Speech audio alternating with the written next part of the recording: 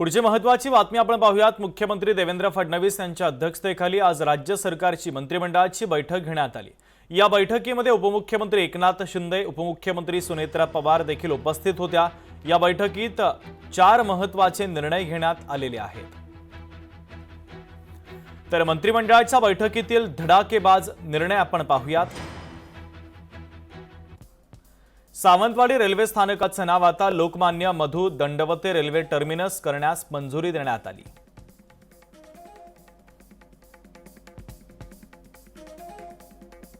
शासकीय कर्मचाऱ्यांच्या 2026 मधील सर्वसाधारण बदल्यांना मुदतवाढ देण्यात आली। डोंबिवलीमधील पिंपळेश्वर देवस्थान मंदिर ट्रस्टला 4 एकर 25 गुंठे जमीन देण्याची मंजुरी या बैठकीत देण्यात आली। नागपूर बाह्यवळण रस्त्यासाठी जमीन खरेदीवरील शुल्क माफ करण्याचा निर्णय मंत्रिमंडळाच्या बैठकीत घेण्यात आला आहे। चांदवड इथं शेतकऱ्यांच्या विविध मागण्यांसाठी कांदा उत्पादक शेतकऱ्यांनी क्रांती महामोर्चा काढला।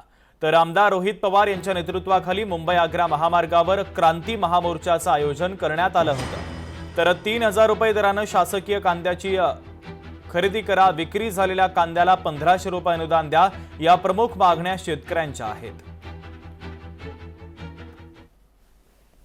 8 ते 10 लाख टन कांदा घेतला तो कांदा हा भारतात विकायचा नाही, हा कलकत्त्यात विकायचा नाही, मुंबईमध्ये विकायचा नाही, दिल्लीत विकायचा नाही। कारण काय करतात, 3 महिन्यानंतर भाव वाढल्यानंतर हा तुमचा कांदा जो स्वस्तात घेतलाय परत जाऊन त्या मोठ्या शहरामध्ये स्वस्तात विकतात। आणि आपल्या सगळ्यांची जी अपेक्षा असते राहिलेल्या कांद्याला चांगला भाव मिळाला, त्याला भाव मिळतो का?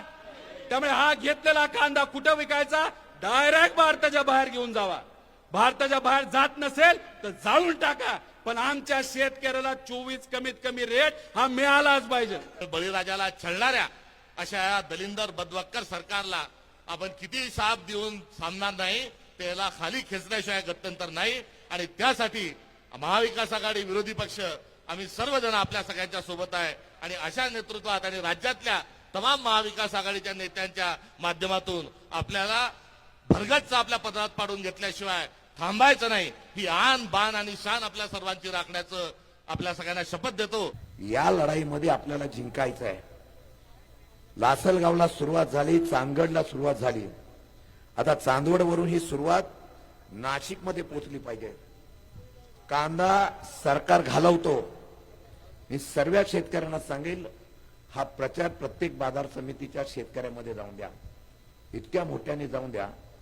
तुम्ही जर प्रचार केला ना तर नाशिकचा अख्खा शेतकरी रस्त्यावर उतरेल। आणि मंत्र्याला कांदे मारून त्यांना फिरून देऊ नका, एवढी तुम्हाला विनंती करतोय।